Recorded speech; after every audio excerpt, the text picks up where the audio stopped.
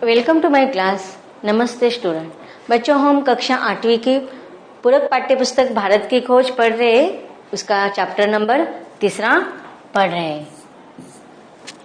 Chapter का शीर्षक है सिंधु घाटी सभ्यता। सिंधु घाटी सभ्यता इस पाठ का यह सेशन नंबर 3 है। पहले पाठों में हमने क्या पढ़ा था कि किस प्रकार सभ्यता हड़प्पा संस्कृति और मोहनजोदड़ो संस्कृति का विकास हुआ था, किस प्रकार उसके अवशेष मिले, इसका वर्णन हमने पढ़ा।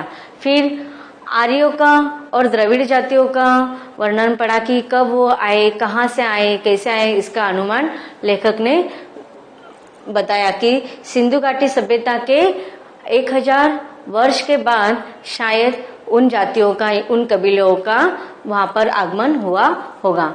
फिर उन जातियों के समन्वय से, उनके मेल जोल से क्या हो गया, यह सभ्यता और भी विकसित हो गई। इसका वर्णन हमने पढ़ा। आगे लेखक सिंधु घाटी की सभ्यता के वर्णन में और क्या कहना चाहते हैं, ये पढ़ते हैं अगले पैराग्राफ में। हमने देखा कि लेखक इस सिंधु घाटी की सभ्यता को अलग अलग भागों के द्वारा हमें समझाना चाहते हैं। इसके पीछे लेखक का यही उद्देश्य है कि भारत के हर एक चीज का भारत के साथ, भारत के विकास के साथ, उसके सभ्यता के साथ किस प्रकार से संबंध है, इसका वर्णन लेखक अत्यंत वैज्ञानिक दृष्टिकोण रखते हुए सहज और सुंदर भाषा शैली में वर्णन कर रहे हैं। अब का जो शीर्षक है इस भाग का, प्राचीनतम अभिलेख, धर्म ग्रंथ और पुराण। अब प्राचीनतम अभिलेख कि हमने इतिहास में पढ़ा कि इतिहास की शुरुआत कब से हुई, कि उसके कुछ प्रमाण हमें मिले, उसके साथ साथ हमने अनुमान लगाए। तो वह प्रमाण 2 साधनों के रूप में हमारे सामने आए थे कि लिखित साधन और मौखिक साधन।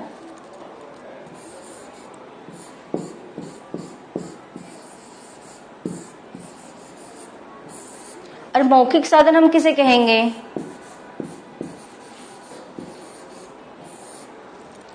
कि जिस समय की लिखने की कला या लिपि प्रचलित नहीं थी, उस समय क्या होता था कि लोग बोलकर ये सारे साहित्य करते थे, जैसे कि काव्य की पंक्तियां, या जो हम देखते हैं कि लिखित रूप में जो हमें वेद या अन्य साहित्य मिलता है, वह लिखित साहित्य या लिपि जब विकास हुआ उसके बाद क्या वर्णन हमें पाए। लेकिन जो मौखिक साधन है या जो मौखिक साहित्य है, उसका अवशेष हम नहीं, या उसके कुछ भी प्रमाण हमें नहीं मिले।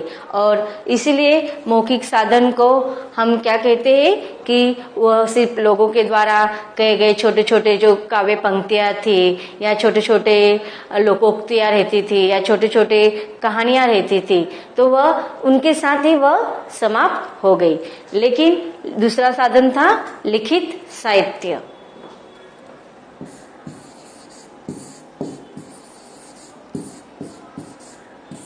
या उसे हम लिखित साधन भी कह सकते हैं। अब लिखित साधन कि उस समय जब धीरे धीरे लिपि की शुरुआत हुई, उसका ज्ञान लोगों को हुआ, तो वह ताड़पत्र या भोजपत्र पर लिखने की शुरुआत की थी। क्योंकि आज भी वह लिखित साधन के रूप में या लिखे हुए भोजपत्र या ताड़पत्र हमें मिले हैं। और इसीलिए वह उन ताड़पत्रों के द्वारा या कुछ ऐसे पौराणिक ग्रंथ है, धार्मिक ग्रंथ है, उन अभिलेखों के द्वारा हमें उस प्राचीनतम सभ्यता का प्रमाण मिलता है। सिंधु घाटी की सभ्यता की खोज से पहले यह समझा जाता था कि हमारे पास भारतीय संस्कृति का सबसे पुराना इतिहास वेद है। तो देखो यहाँ पर लेखक क्या करे कि जब सिंधु घाटी की सभ्यता की खोज हुई, उससे ही पहले हमारे भारतीय संस्कृति का जो इतिहास है वह हमें किसके द्वारा मिला, वेदों के द्वारा, वेदों के लिखित रूप में। तो इस प्रकार हमारा पुराना या धार्मिक ग्रंथ वेद माना जाता है। और वे जिस काल में लिखे गए हैं उस पूरे काल को कौन सा काल कहा गया है? वैदिक काल या वैदिक युग। तो वैदिक युग के काल निर्धारण के बारे में बहुत मतभेद रहा। तो लेकिन जिन काल में या जिस समय वेदों की रचना की गई और उसे नाम दिया गया वैदिक काल, लेकिन उस काल का समय का अनुमान लगाना बहुत ही कठिन था और उस काल का अनुमान लगाने के लिए बहुत सारे विद्वानों में मतभेद पाया जाता है। यूरोपीय विद्वान प्रायः इसका समय बहुत बाद में मानते हैं और भारतीय विद्वान पहले।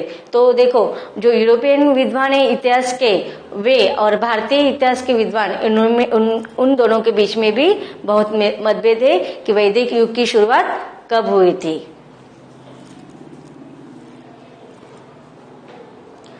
आजकल अधिकांश विद्वान ऋग्वेद की ऋचाओं का समय ईसा पूर्व 1500 मानते हैं।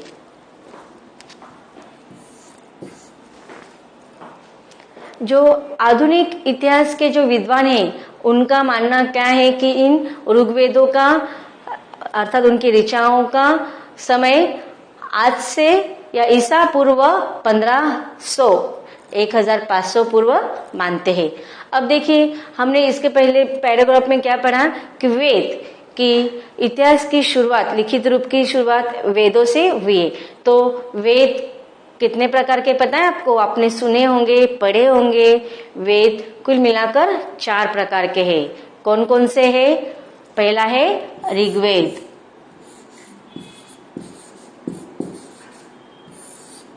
उसके बाद सामवेद,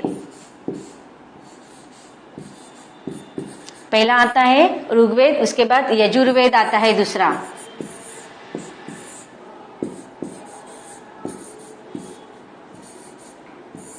तीसरा सामवेद और चौथा है अथर्ववेद।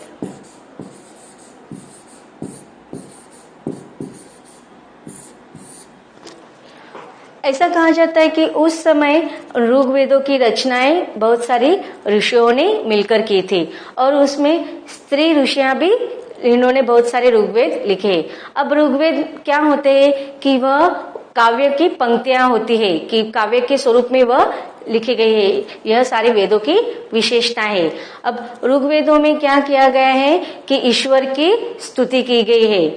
उसके बाद यजुर्वेद में क्या कहा गया है कि उस समय जो यज्ञ किए जाते हैं, उस यज्ञ के समय कौन से मंत्रों का उच्चारण करना है, कौन से मंत्र गाए जाते हैं, इसका वर्णन यजुर्वेद में किया गया है। फिर सामवेद में क्या किया गया है कि वह जो वेदों के मंत्र होते हैं उसे गाया जाता है, तो वह किस प्रकार से गाना चाहिए इसका वर्णन किया है। और फिर अथर्ववेद में क्या किया है कि मनुष्य को, उस समय के समाज के लोगों को किस प्रकार से अपना जीवन जीना चाहिए, संकट, कठिनाई, समस्याएं, तो किस प्रकार से हमें अपने मन पर काबू रखे हुए अपने जीवन को निर्धारित एक अनुकरण के साथ जीना है, इसका वर्णन किया है। तो इन वेदों में उस समय के प्रकृति के सौंदर्य का और मानव को किस प्रकार अपना जीवन व्यतीत करना चाहिए, इन सारी चीजों का वर्णन इन वेदों में किया गया है। और उन ऋग्वेद के या वेदों के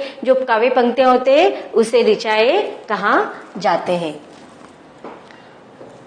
पर मोहनजोदड़ो की खुदाई के बाद से इन आरंभिक भारतीय धर्म ग्रंथों को और पुराना साबित करने की प्रवृत्ति बढ़ गई। तो देखो, जैसे ही मोहनजोदड़ो की संस्कृति की खुदाई हो गई तो आरंभिक भारतीय ग्रंथ के से भी इन ग्रंथों को, कौन से, वेदों को बहुत पुराना मानना शुरुआत हो गई थी। वस्तुतः यह हमारे पास मनुष्य के दिमाग की प्राचीनतम उपलब्ध रचना है। मैक्स मुलर ने इसे आर्य मानव के द्वारा कहा गया पहला शब्द कहा है। भारत की समृद्ध भूमि पर प्रवेश करने के समय आर्य अपने साथ उसी कुल के विचारों को लेकर आए थे जिसमें ईरान में अवेस्ता की रचना हुई थी। तो जिस प्रकार कि हमारे इस समृद्ध भूमि पर आर्यों का आगमन हुआ, तो वह जिस जगह से आई थी उस जगह की संस्कृति भी हमारे साथ लेकर आए थे और उसका मेल यहाँ पर देखा कि हमने किस प्रकार से उनके समन्वय हुआ था। फिर ईरान में इसे अवेस्ता मतलब भी हम उसे प्रार्थना कर सकते हैं। भारत की धरती पर उन्होंने उन्हीं विचारों का पल्लवन किया। वेदों और अवेस्ता की भाषा में भी अद्भुत साम्य है। तो देखो, वेदों की जो भाषा मानी जाती है वह संस्कृत मानी जाती है, लेकिन ईरान के जो अवेस्ता है अर्थात जो कि प्रार्थना की पंक्तियां हैं वह उनकी भाषा में, वेदों की भाषा और अवेस्ता की भाषा में साम्यता पाई जाती है। कहा गया है कि वेद भारत के अपने महाकाव्यों की संस्कृत की अपेक्षा अवेस्ता के अधिक निकट हैं। तो इस प्रकार इन पैराग्राफों में हमने वेदों के बारे में पढ़ा।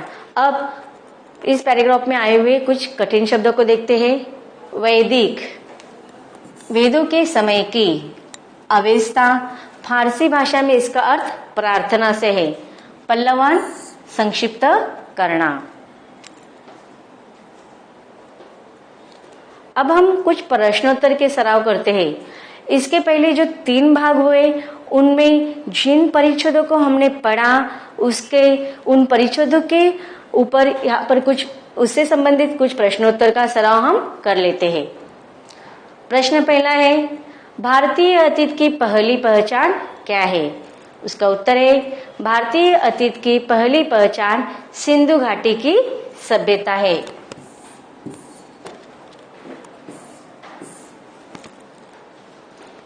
प्रश्न दूसरा है, सिंधु घाटी के अवशेष कहाँ कहाँ प्राप्त हुए? उसका उत्तर है, सिंधु घाटी के अवशेष सिंधु में, मोहनजोदड़ो और पश्चिमी पंजाब में हड़प्पा में मिलते हैं।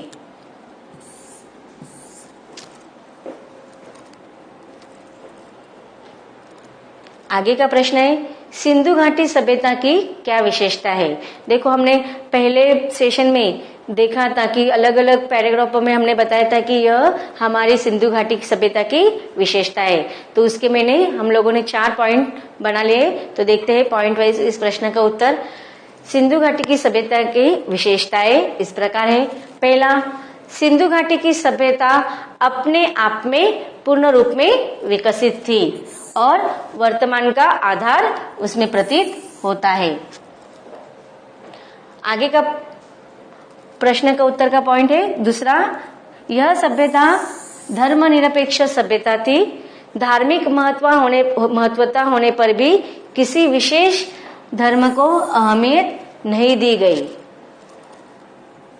आगे उत्तर कंटिन्यू है, जिसका तीसरा पॉइंट है, यह सभ्यता सांस्कृतिक युगों की अग्रदूत बनी, अर्थात इस सभ्यता के बाद में होने वाले सांस्कृतिक कार्य इसी के आधार पर हुए।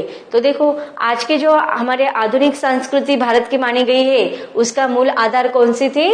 वही सिंधु घाटी की सांस्कृतिक सभ्यता। आगे का पॉइंट है चौथा, फारस, मेसोपोटामिया और मिस्र की सभ्यताओं से यह सभ्यता बेहतर थी। इससे यह सभी सभ्यताओं से व्यापारिक संबंध कायम किए गए। तो हमारे जो व्यापारिक संबंध थे वह अन्य देशों के साथ वहां पर विकास हुआ था व्यापारिक दृष्टिकोण से। आगे का प्रश्न है, सिंधु घाटी सभ्यता का व्यापारिक स्तर क्या था? इसका उत्तर है, सिंधु घाटी की सभ्यता ने फारस, मेसोपोटामिया और मिस्र की सभ्यताओं को संबंध स्थापित कर व्यापार किया तथा यह नगर सभ्यता थी। यहाँ का व्यापारी वर्ग कैसा था?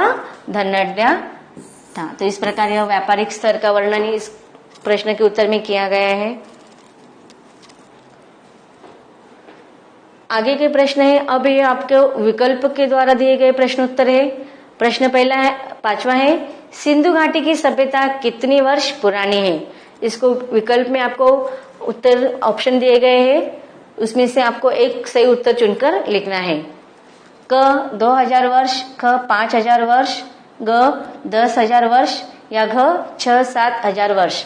तो सिंधु घाटी की सभ्यता कितने वर्ष पुरानी है? इसका उत्तर होगा घ 6-7 हजार वर्ष पुरानी।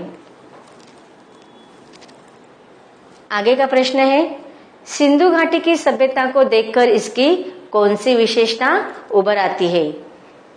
उत्तर के ऑप्शन है, यह एक धर्मनिरपेक्ष सभ्यता थी, ख इसका स्वरूप काफी बड़ा था, या ग इस सभ्यता का संबंध फारस, मेसोपोटामिया और मिस्र सभ्यताओं से था, और घ दिए गए सभी। तो इस प्रश्न के जितने भी विकल्प है यह सब इसके अंदर आते हैं। इस प्रश्न के उत्तर की विशेषताएं क्या देख रहे थे हम? सिंधु घाटी की सभ्यताओं की विशेषता। तो यह सारी सिंधु घाटी सभ्यता की विशेषता है, इसलिए इस प्रश्न का उत्तर होगा घ दिए गए सभी। आगे का प्रश्न है, भारत की अतीत की पहली पहचान क्या है? उत्तर के ऑप्शन है, मोहनजोदड़ो, गंगा नदी, तक्षशिला या सिंधु घाटी की सभ्यता। तो इसका उत्तर क्या है कि भारत की अतीत की पहली पहचान सिंधु घाटी की सभ्यता है। तो उत्तर का ऑप्शन होगा घ। आगे का प्रश्न है, सिंधु घाटी की तकनीकी उन्नति किस रूप में झलकती है? उत्तर के ऑप्शन है, बड़ी बड़ी सड़कों के निर्माण में, भवन निर्माण कला के निर्माण में, लकड़ी का सामान व बर्तन बनाने के निर्माण में, या पानी के हमाम और नालियों के तंत्र निर्माण में। तो इसका सही उत्तर होगा घ पानी के हमाम और नालियों के तंत्र निर्माण में। आगे का प्रश्न है, आर्य भारत में कब आए थे? उत्तर के ऑप्शन है, क भारत के मूल थे, ख सिंधु सभ्यता के 1000 वर्ष पूर्व, या ग कृषि उद्योग विकसित होने के बाद, या घ सिंधु सभ्यता से 1000 वर्ष बाद। तो आर्य भारत में कब आए थे? इस प्रश्न का उत्तर होगा घ सिंधु सभ्यता से 1000 वर्ष के बाद। आगे का प्रश्न है, सिंधु घाटी के समाप्त होने का कारण क्या था? उत्तर है क्या ऑप्शन है, क दूसरी सभ्यता के भारत में पदार्पण से, ख धीरे धीरे अपनी पहचान खोने से, ग आंधी तूफान आने से, या घ सिंधु घाटी में बाढ़ आने से। तो इस प्रश्न का उत्तर है कि सिंधु घाटी के समाप्त होने का कारण क्या बताया गया था लेखक के द्वारा, कि सिंधु घाटी में बाढ़ आने से उसके समाप्त हो गए थे। आगे का प्रश्न है, किन दो जातियों के आधार पर भारतीय संस्कृति का निर्माण हुआ? उत्तर के ऑप्शन है, आर्य और मराठे, ख द्रविड़ जाति और आर्य जाति, ग द्रविड़ जाति और मुसलमान, या घ इनमें से कोई नहीं। तो इसका सही उत्तर होगा ख द्रविड़ जाति और आर्य। तो अब तक हमने इन पैराग्राफों में पढ़ा कि वेदों के द्वारा हमें किस प्रकार हमारी प्राचीन लिखित साहित्य, इसका वर्णन हमने देखा। फिर पहले 3 सेशन के पैराग्राफों के ऊपर हमने कुछ प्रश्नोत्तर का सराव किया। इसके आगे के पैराग्राफों में लेखक क्या कहना चाहते हैं ये पढ़ेंगे इसके अगले भाग में। तो मिलते हैं इसके अगले भाग में।